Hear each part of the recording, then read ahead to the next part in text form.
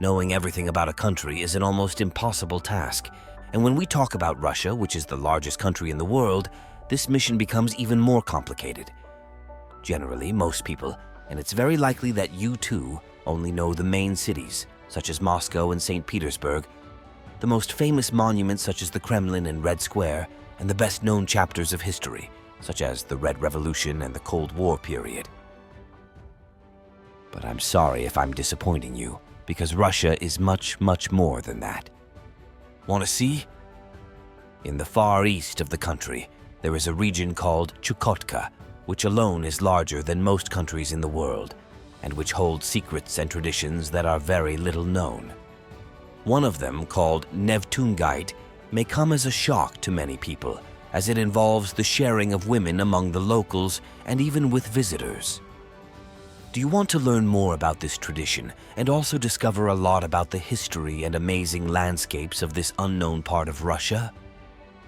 Then get ready for a fascinating journey through Chukotka. Chukotka is a vast peninsula located in the far northeast of Russia, bordered by the Chukotka Sea to the north and the Bering Sea to the east. If you look at the map, you'll see that Chukotka is so close to Alaska that, on clear days, you can see the American territory across the Bering Strait.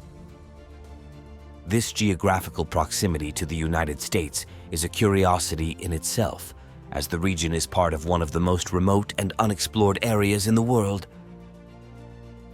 Chukotka's climate is harsh, with long and extremely cold winters, where temperatures can drop below -40 degrees Fahrenheit.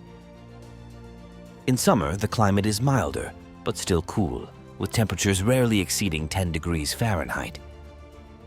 This region is marked by icy tundras, rugged mountains, and a rugged coastline, creating breathtaking landscapes that look ideal for a wildlife documentary. And speaking of wildlife, Chukotka is home to an incredible diversity of fauna, including polar bears, reindeer, and various species of migratory birds. The vegetation is typical of Arctic regions, with lichens, mosses, and some species of shrub adapted to the extreme cold. Now that you have an idea of where we are, let's take a step back in time and learn a little about Chukotka's fascinating history. To understand Chukotka, we need to go back thousands of years in time. The history of the region is marked by the presence of indigenous peoples, mainly the Chukchis, who have inhabited these lands for over 3,000 years. They are known for being excellent hunters and fishermen, essential skills for survival in such a hostile environment. The Chukchis have developed a rich and unique culture adapted to the harsh climatic conditions. Living in tents called yarangas and traveling by dog sled, they created a society that depended heavily on hunting marine mammals such as whales and seals, as well as reindeer herding. These activities not only provided food, but also materials for clothing, shelter, and tools. In the 17th century, Russian explorers began to arrive in the region in search of new lands and resources. Initial contact between the Russians and the Chukchis was marked by conflict, but eventually led to trade and mutual cultural influence. Russia, interested in expanding its territory and trade routes, annexed Chukotka in the mid-18th century, integrating the region into the Russian Empire. During the Soviet period, Chukotka underwent significant transformations. The Soviet government implemented collectivization and industrialization policies, which had a profound impact on the lives of the Chukchis. Many were relocated to permanent settlements and encouraged to adopt the Soviet way of life, which resulted in a considerable loss of their traditions and nomadic way of life. After the fall of the Soviet Union, Chukotka went through a period of transition and cultural revitalization. Today, the region is considered an autonomous okrug of Russia, which means that it is not subordinate to any oblast and answers directly to the federal government. Administratively, Chukotka is headed by a governor who is chosen directly by the President of Russia, without taking into account the will of the people or the governor's connection to the region. A clear example is that between the years 2000 and 2008, The governor of Chukotka was the Russian oligarch Roman Abramovich, known for his fortune of billions of dollars and for having owned the English soccer team Chelsea for many years. He was appointed by Vladimir Putin himself and reportedly tried to resign twice, only to be denied by the all-powerful Russian president. But information like this becomes almost irrelevant in the face of the riches that the place possesses and the curious way in which the Chukchi have viewed marriage and relationships throughout their history. Even though they were in an absolutely remote region and lived without contact with other peoples, the Chukchis have some characteristics that are common to practically any living being: the instinct to preserve their own lives or their species.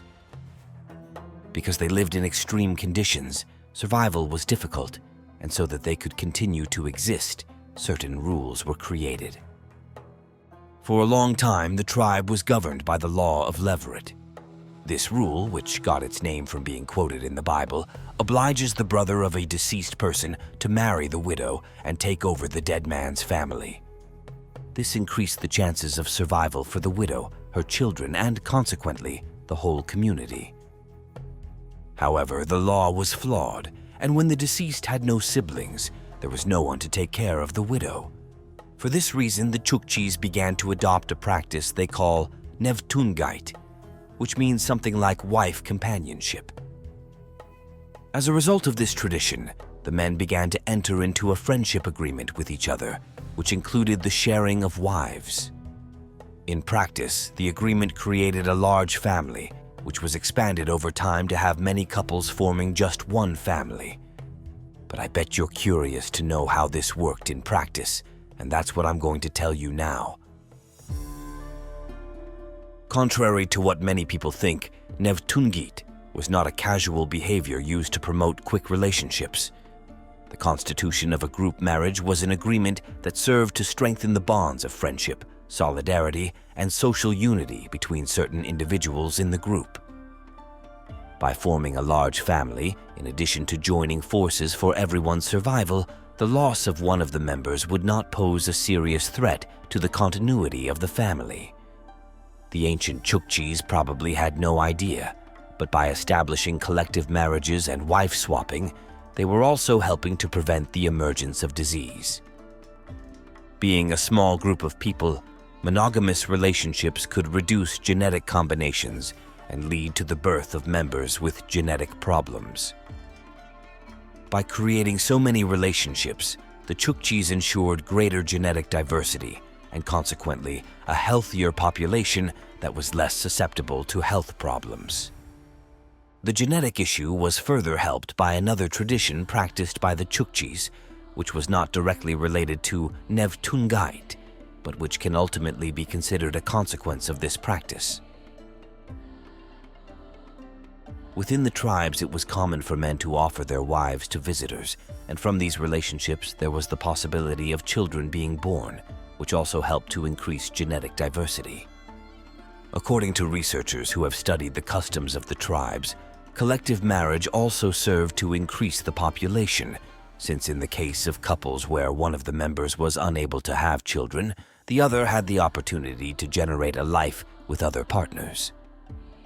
Scholars point out that there were various norms, and even if the marriage was collective, this did not mean that everyone lived in the same house and that exchanges took place routinely.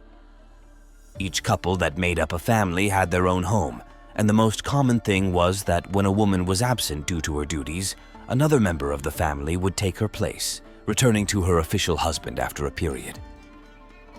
The children born into these families were considered to be everyone's children, and biological factors did not interfere with maternal or paternal relationships. They really did form large families, where everyone took care of everyone else, prioritizing the common good before any feelings. Some reports published at the beginning of the last century show that women played a decisive role within this structure, and that, as well as having their wishes respected, they approved of this way of life. For a long time, this type of marriage was common in Chukchi society, and most families were made up of several couples and the children of these unions. However, with the tribe's increasingly frequent contact with the rest of civilization, it became rarer and rarer, and with the transformation of Russia into the Soviet Union and all the changes imposed by the new regime, the tradition was practically lost. But the Chukchis continue to inhabit the Chukotka region and have a lot to show for it. One of the most notable features of Chukotka is its time zone. The region is 9 hours ahead of Moscow, further highlighting its isolated location. This different time zone not only marks the physical distance, but also underlines the cultural and environmental differences that distinguish Chukotka from the rest of Russia. Getting around within Chukotka is a significant challenge due to its vast and inhospitable geography. There aren't many paved roads, and most journeys within the region are made by all-terrain vehicle, dog sled, or snowmobile during the winter. During the short summers, boats and helicopters are often used to navigate the inaccessible areas. The settlements are scattered and isolated, with some villages only accessible by air or sea transport. Chukotka has a small population of around 50,000. Most of the population is made up of indigenous Chukchi and other native ethnic groups, such as the Yupik and the Even. The city of Anadyr is the regional capital and largest city, serving as the main administrative and logistical center. Despite its remote location, Anadyr has some modern infrastructure, including an airport that facilitates connections with other parts of Russia. Chukotka's economy is predominantly based on fishing, marine mammal hunting, and reindeer herding, traditional activities that have sustained indigenous communities for centuries. Recently, there has been some development in mining, especially gold mining, bringing new economic opportunities to the region. Anadyr, the capital of Chukotka, is a small but vibrant city that stands out amid the frozen tundra. Located on the coast of the Bering Sea, Anadyr is the region's main administrative and logistical center. With a population of around 15,000, the city is a veritable oasis of infrastructure in a desolate land. When you fly over Anadyr, the first thing that catches your eye are the colorful buildings that dot the white landscape. The vibrant colors of the houses and buildings are not only an aesthetic choice, but also a way to combat the monotony of the long, dark winter. Anadyr's streets are wide and well-planned, making it easy to get around even in the harshest weather conditions. The city center is marked by modern buildings and some important cultural facilities. The Anadyr Theater and the Regional Museum are highlights, offering a glimpse into the region's rich history and culture. For locals and visitors alike, these sites are a cultural haven and a reminder of the traditions that have shaped Chukotka. Anadyr is also known for its port, which is one of the main entry and exit points for goods to the region. During the summer, when the waters are free of ice, the port becomes a hub of activity, with ships bringing in essential supplies and exporting local products such as fish and furs. Life in Chukotka is a mixture of ancient traditions and modern adaptations, shaped by the extreme conditions and geographical isolation. Food, for example, is heavily based on local natural resources. The Chukchis consume a lot of reindeer meat, fish, and marine mammals such as seals and whales. These foods are essential not only because they are nutritious, but also because of their ability to provide enough calories to withstand the intense cold. In terms of entertainment and leisure, life in Chukotka is strongly influenced by indigenous culture. Traditional festivals, dances, and shamanic ceremonies are important community events. During the summer, when the weather is milder, people enjoy outdoor activities such as fishing and hunting, which also serve as opportunities to socialize. Social life in Chukotka is marked by strong community cohesion. People depend on each other to survive and thrive. Long winter evenings are often spent at family gatherings, where stories and knowledge are shared, keeping the Chukchis' rich cultural heritage alive. From the point of view of landscapes and nature, Chukotka also surprises anyone. One of the most impressive places in this territory is known as Whale Alley, located on Itagran Island.